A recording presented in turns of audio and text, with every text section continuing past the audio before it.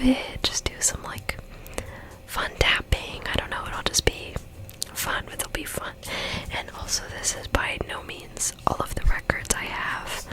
I have a lot more, like maybe like double or triple this, I think, because a lot of my records are at home and these are just the ones I have with me here. And yeah, so I'm just gonna pick a random one, so I'm gonna like look away. Okay, gonna do this one. Oh, such a good first one. So this is it's a double record. It's a double record. And it is the soundtrack for the Broadway musical. It is a soundtrack. Sorry for the noise of the refrigerator, you know how it is. You've been dealing with it. Okay. But anyways, it is the musical soundtrack for Cabaret. And yes, I still kind of am, but at one point I was a theater kid. And Cabaret has always, well, I guess not always, but has been my favorite musical for a really long time. And this is the original cast, Broadway cast, so 1966, I think, yeah, 1966, probably. Let me read the back here, hold on. Yeah, 1966, I was correct. But yeah, this is really just a really cool one. It's also really interesting because I love the I think 1999 revival. But it's just interesting to have the original Broadway cast, as well as the fact that the songs are different on this album than the 1999 album.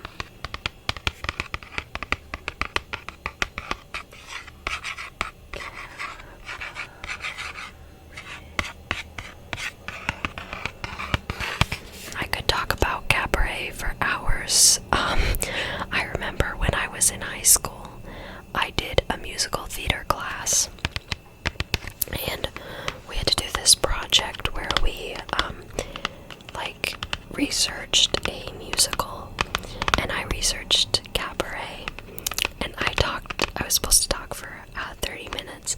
I talked for 45 minutes. Luckily, everyone else's was pretty short, so I wasn't stepping on anybody's time, but the inside is also really cool. It has all these pictures from the show. So, like,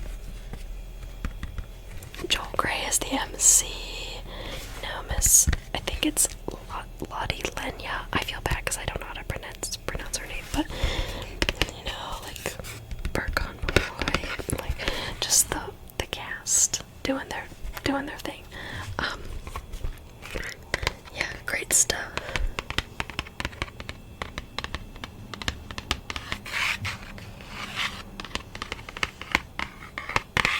I don't know why Joel Grey's name is not bigger on the front though, because the MC is like, I know a lot of people don't see it as the most important role because Cliff is kind of the main character, but the MC is number one.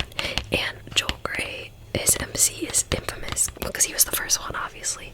And then he was in the movie with Liza Minnelli, which I don't like the movie really at all, but I love Joel Grey, so.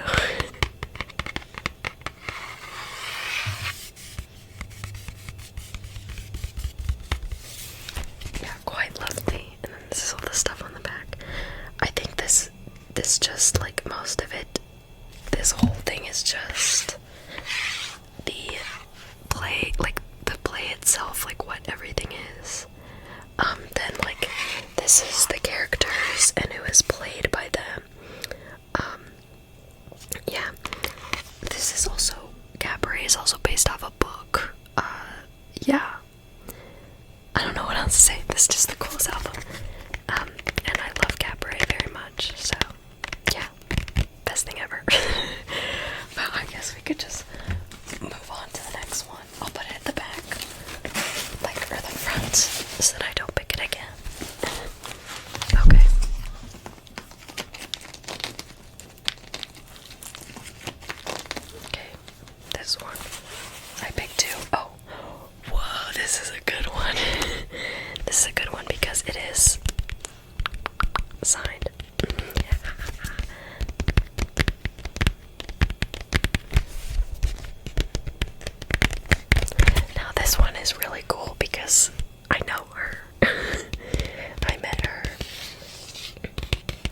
She is the coolest.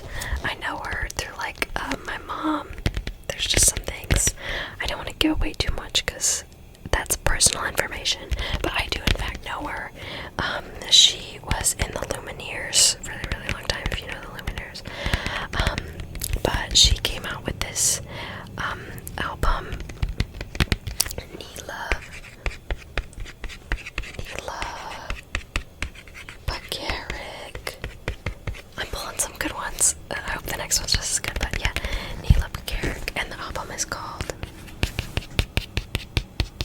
Rattlesnake, and it's based off like a lot of people don't know who she is because she's like just a Colorado person, but Rattlesnake Kate is quite famous in Colorado history, but she isn't really known a lot otherwise. But Neela made this, oh my gosh, the bells are chiming, but anyways, Neela made this concept album based off of Rattlesnake Kate, and the reason her name is Rattlesnake Kate is because she was being attacked like by over 100 rattlesnakes, and she killed over 140 rattlesnakes by herself with her horse like next to her, and her son was there as well. So she's kind of gray. And then the biggest thing is, after she killed 140 snakes, she made a dress out of rattlesnake skin. It was like a dress, a pair of shoes, and like a handbag. And she's very famous in Colorado history, but yeah, so she's really cool. But yeah, Neela made this concept album about her. So this is the back. That's her with the sign in her hand. It says, "No hunting," because Rattlesnake Kate, she shot several of the rattlesnakes, but she also killed many of them with a no hunting sign, which slay, period. Oh, I should have done this for the last one, but like saying my favorite songs. My favorite song in Cabaret is, I can't even answer that question, all of them, but my favorite song on Rattlesnake is Hold On Tight or Swearing You Off. They're beautiful songs. Yeah, okay. I also love Letters to the Colonel. The songs are Train, The Attack, Better Than Annie, Letters to the Colonel, Whiskers, Brownie, Ode to a Horse. Her horse's name was Brownie, by the way. And then The Perfect Gown, which is a reference to the gown. It's like as you can tell, it's like they made like a replica of it. Then side B is Arsenic, Hold On Tight, I'm a Scoundrel, Swearing You Off, Miffed, and Western Woman. It is a very lovely album. It's not very well known, but it is incredible. I love it so very much. I saw it when she did the first ever previews of it, because she came to our hometown, and I saw the first ever preview of the Rattlesnake songs, and I will treasure it forever. I actually wasn't at the show, because I was at a camp when they got this signed, but it was actually my sister's, but she let me have it, so I've treasured, so it's a very special album. These have been some good picks by so far. You learn a little bit more about me. Okay, let's do. Oh, another musical. Wow, I think this bag only has 2 musicals in it, and I picked both of them. Anyways, the next album is West Side Story. West Side Story.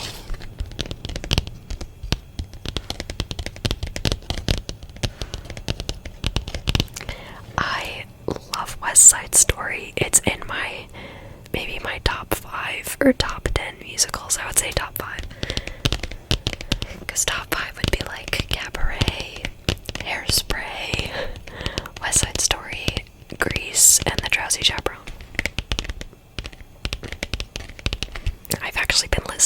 Side Story a lot recently, so this is kind of funny that this is the one I picked, because I've been listening to it a lot.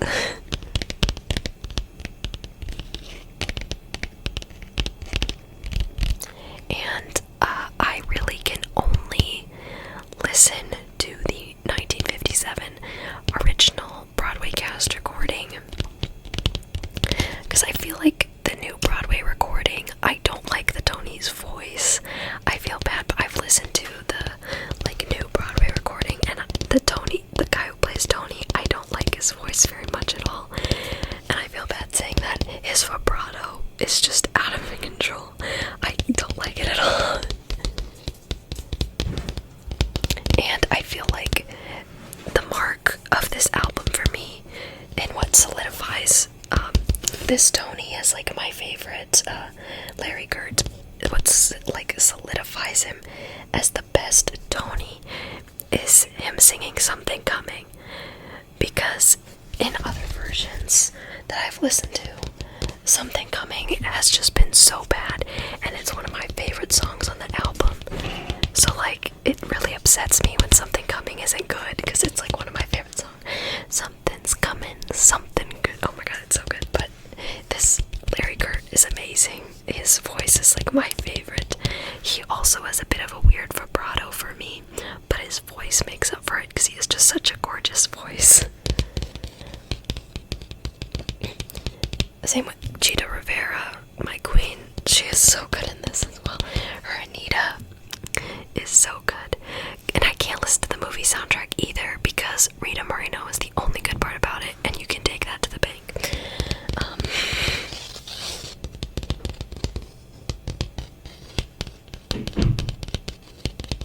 And this once again has like description of the musical itself, and then it has all the songs, and the songs are prologue, one of the best prologues ever. Jet song, When You're a Jet all the way, obviously. Something's Coming, The Dance at the Gym, Maria, that is one of my favorite musical theater songs ever. Tonight, America, Cool, One Hand, One Heart. Tonight, why am I blanking on the word? It's called when they sing the song again. When they sing the song again. Then the Rumble, I Feel Pretty. Oh, so good. Somewhere, G Officer Grubkey. Hey, that's one of my favorites. It's such a stupid song, but I love it. I have like this thing where in musicals, a lot of the time, the stupidest song that fits nowhere in the plot and is just so random is like my favorite song in the show. Like in Hair, if you know the musical Hair, my favorite song is Frank Mills. If you know musicals, you're like, why would it be Frank Mills? But it's Frank Mills. It has nothing to do with the plot. It's literally just some girl stoned out of her mind singing a song about a guy she met. But yeah, the West Side Story. I'll do one more. I can't believe I picked. Oh, I just hit my elbow on the table. I can't believe I picked both of the musicals in this bag, because I think there's only 2 in this whole bag. Oh, and Rattlesnake is now a musical. They did like a whole musical for it too. So I picked 3 musicals. Okay, let's get something good. Something's coming, something good. Oh yeah! No, this is easily recognizable. A Hard Day's Night.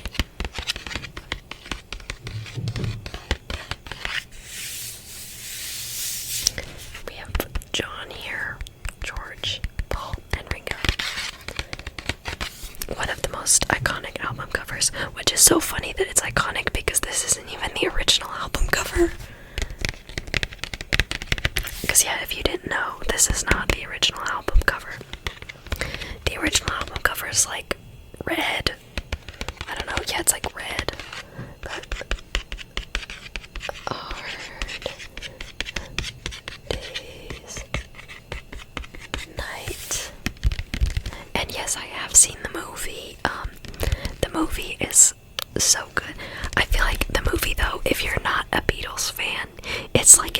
full movie.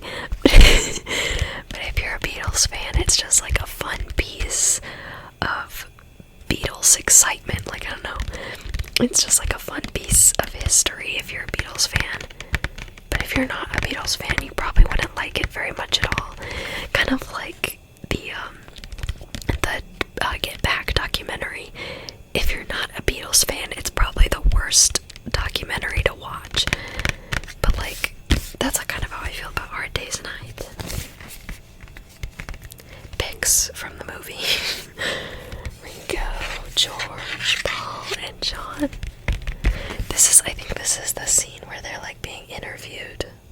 Or I don't know. But anyway, the scene where they're being interviewed is my favorite. Because the line, "turn left at Greenland," is one of my favorite lines in the whole movie. How did you find America? Turn left at Greenland. Or when George, they're like, "What do you call this haircut?" And he says, "Arthur." That whole scene is like gold. But yeah, the side one is A Hard Day's Night. Obviously, I should have known better, because these are all the songs that are like in the movie, and these are the songs that were like on the album. Yeah, but A Hard Day's Night, I should have known better. If I fell, I'm happy just to dance with you, and I love her, Tell Me Why, and Can't Buy Me Love, which are the ones from the movie. And I think those are all, yeah, all of them are Lennon-McCartney, written by Lennon-McCartney. I think this whole album is just Lennon-McCartney, which is lovely. Yeah, and this tells the story of the movie pretty much. And then this is like a descriptions of these songs and how they were. So then like side 2 is Anytime at All, I'll Cry Instead, Things We Said Today, When I Get Home, You Can't Do That, and I'll Be Back. And I think something that's also really interesting about A Hard Day's Night is that characteristically on every single album, Ringo has had his own song, but there's no Ringo song on this album. Like on Please Please Me, the initial, like, I don't know, on Please Please Me, Ringo has a song on the initial Beatles album. Is the album called Please Please Me? Am I going insane? I think it's, I don't know. Anyways, he has a song on that. He sings Boys. And then on With the Beatles, oh, I guess he doesn't have a song on With the Beatles, does he? Anyways, I don't know. I don't know what I'm saying. I'm just blabbing off at the mouth.